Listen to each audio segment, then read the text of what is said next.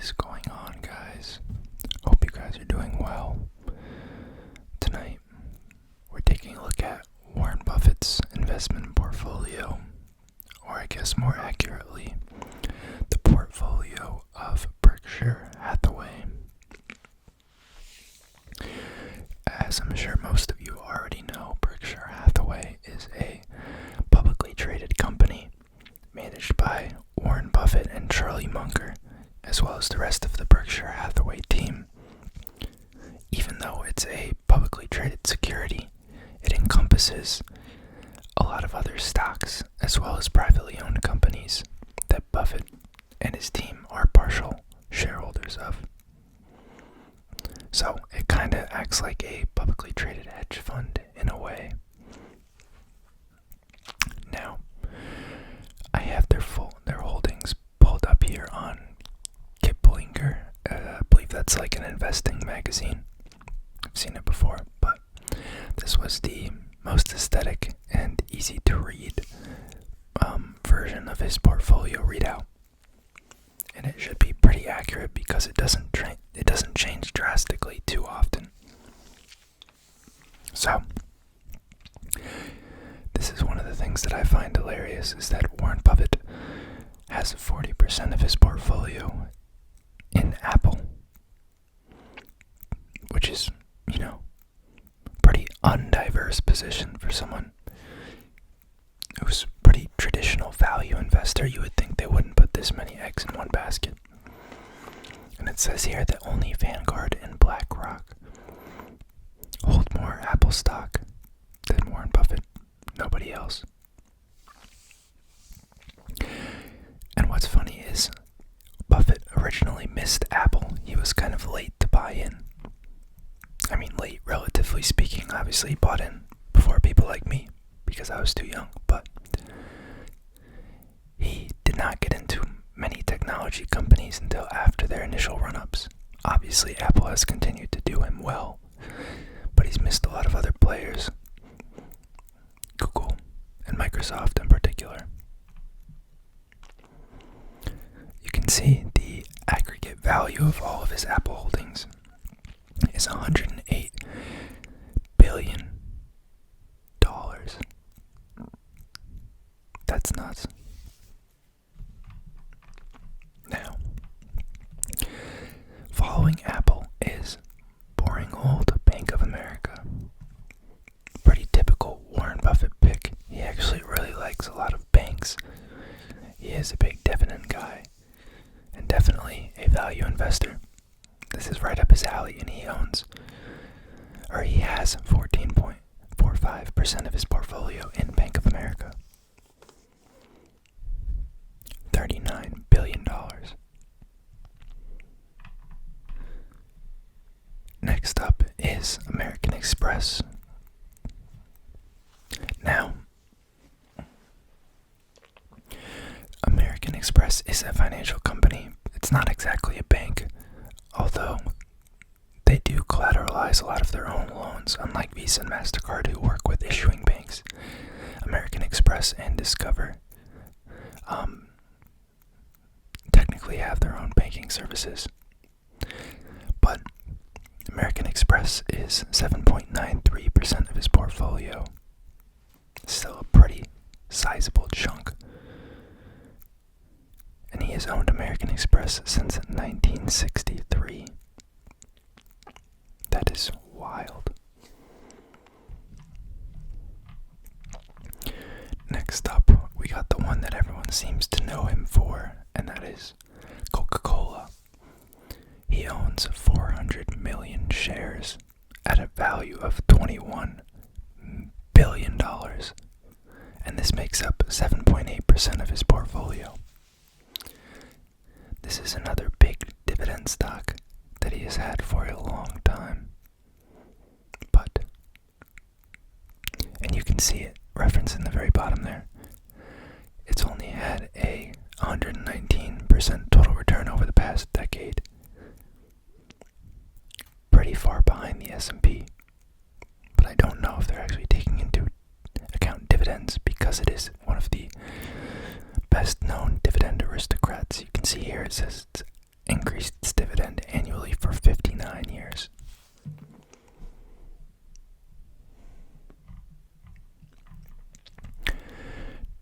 Another consumer products company, or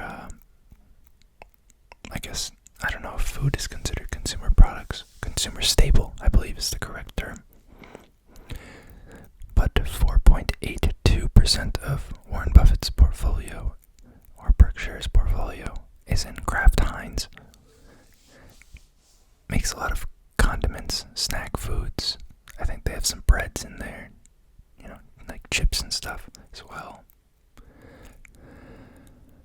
4.82%, $13 billion, and 325 million shares.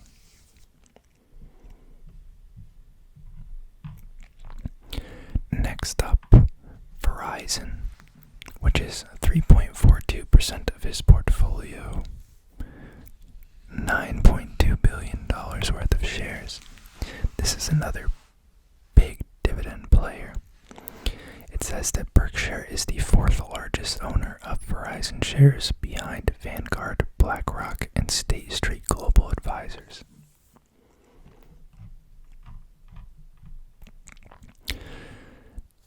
Now we have Moody's, which is another financial services firm. This is more a credit-oriented company than a bank. It is one of the major American business credit rating agencies along Standard & Poor's and Fitch Ratings. I actually don't know too much about Moody's, I'm going to be honest.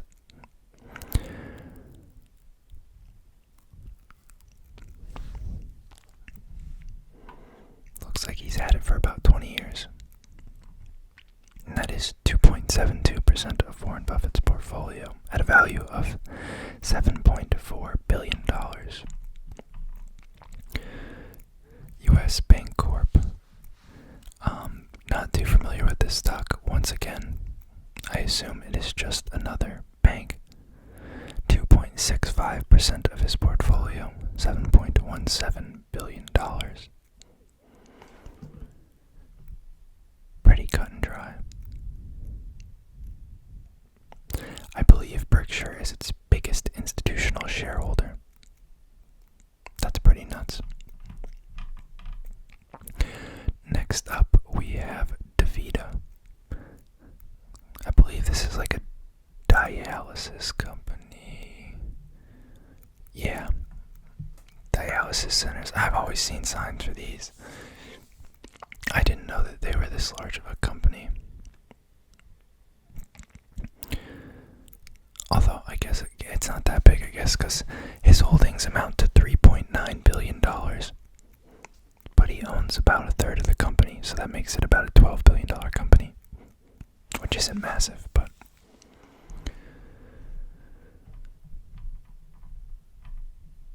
General Motors, 1.42% of the portfolio, or $3.9 billion, 67 million shares.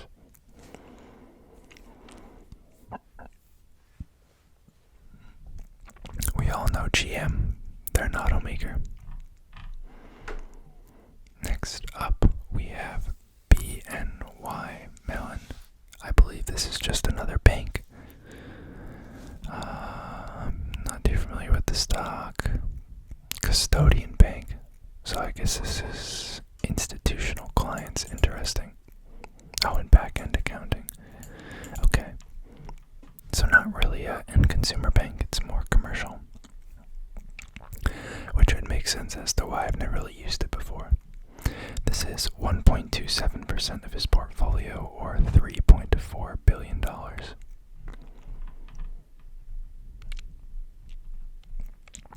Next up, Charter Communications, which is the parent company to Spectrum. And it is the second largest cable operator behind Comcast. I have Comcast internet at my house, and I despise them. I've had much better experiences with Spectrum when I've lived other places. So, I support this holding. 1.19% of his portfolio, $3.2 billion.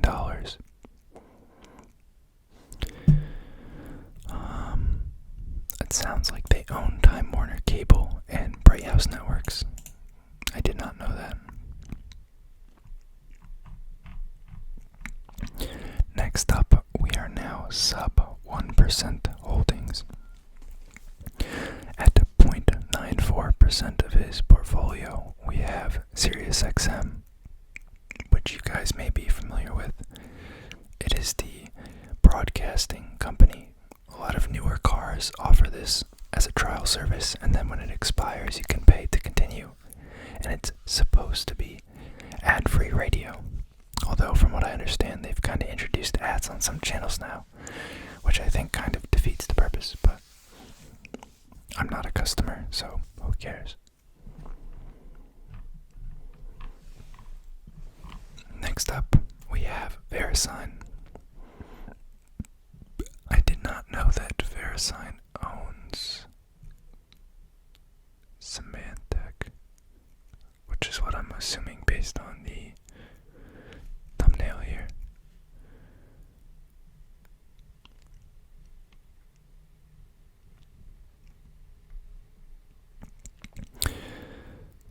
I'm not really sure. I'm very familiar with Symantec as an antivirus, but I'm not too familiar with VeriSign. I guess they do domain registry and internet infrastructure. That is, again, 0.94% of the portfolio. Then we have Chevron, the oil company. I am going to pick up the pace here a little bit. Now that we are sub 1%, I don't think these are as crucial. Chevron is a big dividend value stock. Not surprised to see him holding it. He has held a lot of oil in the past. AbbVie is another dividend company that I do actually own in my dividend portfolio. It has grown its dividend for a long time, and it has a decent yield. Sounds like Warren Buffett is downsizing his position, though, from what they've written here. Next up, we have Visa, which I am also a very big fan of. They've had a lot of dividend appreciation. The share price has done very well, and I think their business model as a whole and the future for cashless society is a very optimistic one for them. In addition, their margins are upwards of 50 to 60% most quarters, and they don't actually hold the liability if people don't pay off their credit cards, because that goes to the issuing bank, which is nuts. Amazing deal. Bristol Myers Squibb, another pharmaceutical company. I am not invested in them, although they are considered a dividend player for a lot of people, I believe. 0.72%. Kroger, the supermarket chain, 0.68%. Pretty self-explanatory. Oh, I forgot they also own Ralph's.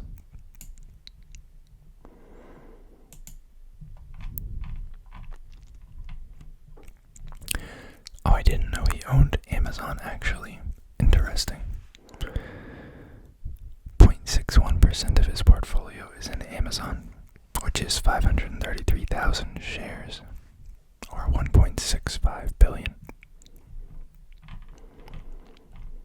And here's MasterCard to go along with his Visa holding. I guess he's just playing both sides. Snowflake. This is one that I heard he bought into relatively close to IPO. And kinda, I don't know. I think it's kind of sketchy how the IPOs seem to work, because everyone gets the opportunity to buy in beforehand. And I'm not really sure who all these people are.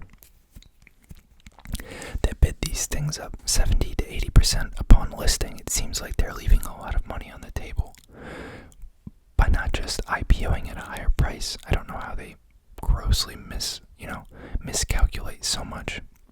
Seems like a failure on the company's part, but Warren Buffett was able to take advantage of this and the fact that it's in a hot cloud-based sector. And I think the stock blew up immediately after IPO, and he is probably sitting pretty in the green.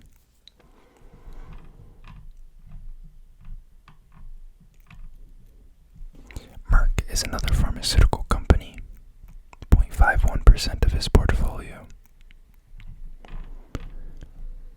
Restoration Hardware, furniture company, pretty high-end and expensive, 0.39% of the portfolio. Aon, which it says is a new position, I guess is something he just picked up. I'm pretty sure they do a lot of administration and consulting work. I'm not too familiar with their stock, so I'm not going to pretend to act like I know it. 0.35%.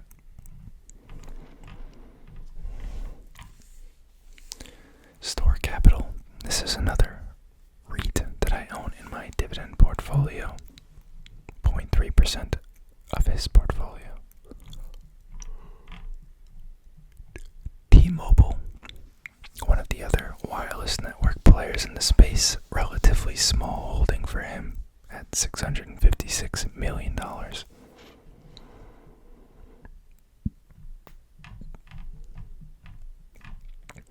Stone Co. I guess this is a software and hardware company for credit and debit card payments. I've never heard of this company.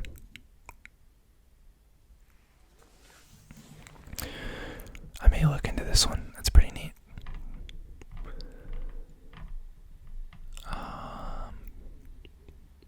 Marsh McLennan. Never heard of this company.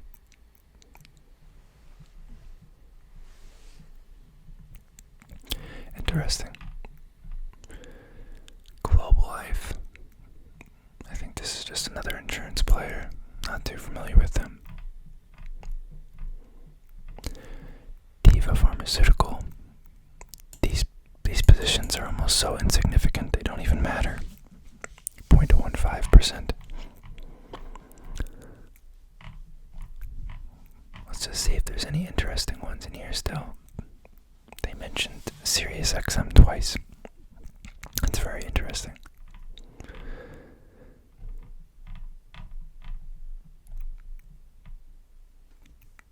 Biogen. This is one that I think has been in the news lately due to its Alzheimer's drug. It actually spiked pretty heavily, so he's probably pretty happy about that. Although he barely owns any. $179 million, which in the scheme of his portfolio is basically nothing. Johnson & Johnson, 0.02%. I wonder why he owns such a small percentage of a lot of these companies. Like, what is even the point of owning 0.02% of Procter & Gamble? $42 million is nothing to him. I wonder what the smallest one in his portfolio is.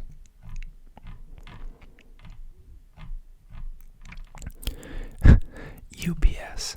He owns $10 million of UPS at a 0.004% stake.